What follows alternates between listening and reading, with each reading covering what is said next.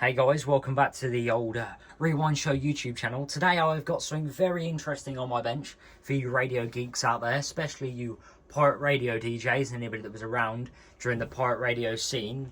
This is a pirate radio transmitter. It was gifted to me by one of our old friends. We went round his for a cup of tea today, and we went in his shed to just for a look. So he went, I've got loads of old radios in here if you're interested. And he pulled out this box and he went, you're into radio, ain't you, Nath? And I went, yeah, I am. And he went, have a gander at this box. It turns out it is a 15 watt, when it was built, he said, a 15 watt FM radio transmitter built into this lovely link receiver distribution amplifier box.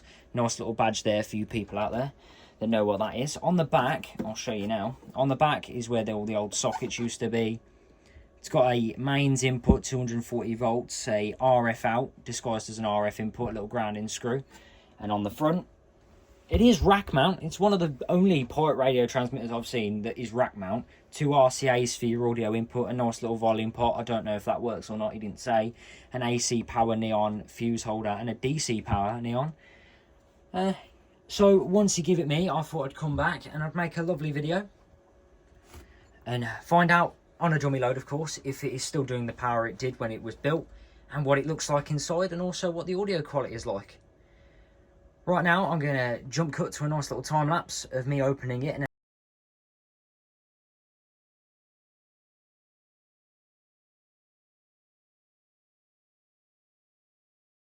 right, I've removed the lid, and when he said it wasn't the best quality of build, I didn't realise it'd be held together with gaffer tape. I'll give you a quick look inside now. In here, I'll hold it up. Over here is the power supply. I believe that's 12 or 13.8 volts, I believe. That comes round into here. That is the pre-driver. I think it's a 1 watt pre-driver with a screen that shows you the frequency with a PL. I think it's PL lock this is, I think he said. The audio is fed from the two, if it will focus, the two RCAs down there into the board here. The power comes round from one of them fuses. The RF is then jumped from the preamp over to the main amp board via that little piece of brown coax there. There's the output transistor on the little main output stage. That then goes via a piece of coax to the SO239 connector on the back. Over here is the wiring, comes in. Oh, hang on, over here. The wiring comes round from the main socket there. 2 little micro fans in here to keep it nice and cold, I do believe. I don't know how hot a 15 watt transmitter will get, but it's got little 2 micro fans in it, and it's held down with gaffer tape. Everything's bolted onto a heatsink. I do believe that pre-drive board is isolated, if you can see that nice little piece of circuit board underneath the pre-driver. I think it's isolated to stop it earthing out. The little volume pot, as you can see in there, isn't connected. I think that it's been disconnected. And inside, that's about it. That is a very simple build. I wouldn't say it's the best build in the world, but that is a very simple build of a kit-formed FM transmitter. Very simple. Those boards, back in the day, I imagine, must be very easy to get hold of. I don't know about now. It's not really my cup of tea, pirate radio transmitters. I do like them. I think they were good at their time and they served a purpose. But now I think they're more of an ornament than to be used. Once again, you shouldn't broadcast on the FM broadcast band without a license. This experiment I'm going to do is for experimental purposes only, and I'm going to be using a dummy load, which I'll give you a look at now, actually, while I've got the thing is. This is a homebrew dummy load, by the way, so radio hams and radio people, don't come at me.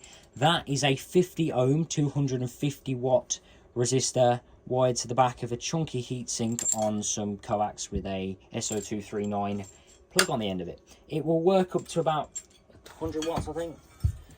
Don't quite quote me on that, but I know it works because it doesn't get hot and my radios don't blow up when I test them on it. Don't ask me. We jerry rig a lot of things around here. And that is the inside of the FM broadcast transmitter. Now, I think I'm going to power it up on an old SWR meter. See if it's still doing the original power it said. Well, he said when he gave it to me. And if it is, happy days. And if it's not, that'll just show us the lesson that over time, components, especially RF components, do lose their full potential. And they're not as good as they were when they were produced. And then I'm going to put some audio into it, onto the dummy load of course, and then get one of my radio receivers here and see what the audio quality is like. The audio board in these, see what that's quite like.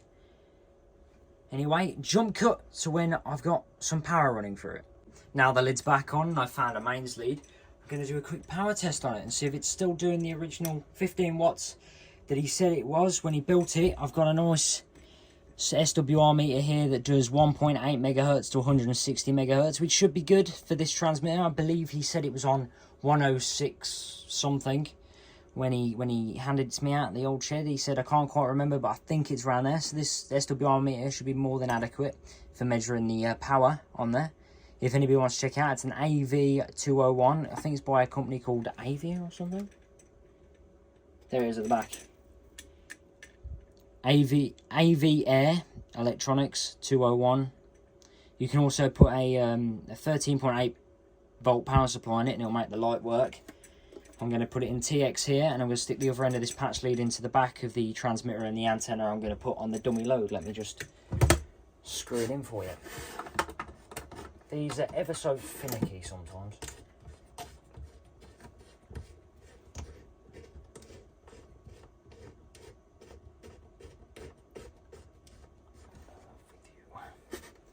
And then this end of the dummy load, which I'll put here, we'll screw into the antenna socket on the back of the SWR meter. Line up the little pins, screw that in, just like that. And then we'll pick up the SWR meter, make sure it's on power, forward power, and the 20 watt scale, because it should be doing 15. So the 20 watt scale should be more than... And now, if I flick the little button on the wall here in the old plug, it should come on. We've got lights, fans are going. Just waiting for a bit of power on the old power meter. This thing's power locked, so I think the pre-driver will come on and then it will come on itself. According to the old power meter, if I zoom in, according to the old power meter there, it's doing 6 watts when it should be doing 15, which means it's perished over the years, it has. But it's doing 15, it's doing 7 watts now. Yeah, it's doing 8 watts. I think that SWR meter is a bit dodgy. It's doing about 8 watts now, and compared to the 15 it was doing, which means it's lost a few watts over the years, but it still works, which is a good sign. I think that can be tweaked up inside anyway on one of the boards, one of the pre-driver board, I think, or the main output board. I think if you tweak that up, you can get back to its original power, but I'm not going to do that because this is not going to be used for transmitting purposes. After this video, I am going to shelve it on one of my many shelves and keep it as a relic of the time gone past. It's putting out 8 watts. I don't know what frequency it's on. We're going to find out shortly when I put some audio into it. So now that the transmitter is on, I've connected a set of audio leads to the iPad here, and I'm going to play some non-copyrighted music through the transmitter while it's on the dummy load and receive it on one of these little handhelds. They've got their own built-in FM radios. So if I press play on the iPad right here, if I press play on the iPad, it's playing. Drop that down on the side. As you can see on the old radio, if I turn it on, it's sending audio through. It's a bit loud. Put that here.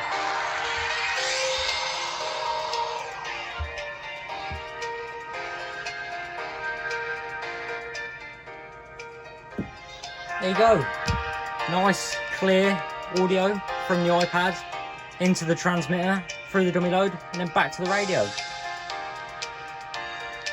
If I move off the frequency, static, back to the frequency. Turns out this is on a 106.4 megahertz. And that's how an FM transmitter works. You put audio into it, that'd usually be an aerial cut to the frequency of the transmitter, and it pumps out audio for radios to receive. Considering how old it is and considering it hasn't fared well, its audio quality isn't too bad. So that concludes the little audio test of the 15 watt homebrew transmitter How many watts are we doing now? It's kicking out just under 10, so it's lost a few watts over its time. But it's working, which I'm pretty surprised that they still work, considering it's been in the shed, I think, for about 15 years.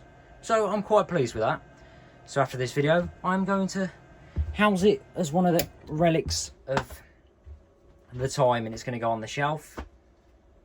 So guys, if there's anything you want to know about Pirate Radio and this transmitter in Pacific, just drop it down in the comments. Or if there's anything you want to tell me about Pirate Radio that I don't know, drop it down in the comments as well, and I will get back to your comments. And also let me know if you want to see more type of content like this, where I demonstrate radios or radio transmitters, because I can on the dummy load, because it's only for experimental purposes. Let me know, and I shall make those videos for you. Anyway guys, I really hope you've enjoyed today's video, and you've took some knowledge from it, or you've learned something educational, or you've had a good laugh at me making a video. Either or, as long as I've made you happy. Don't forget to like and subscribe, and also drop a comment. I will see you all in the next one. Goodbye.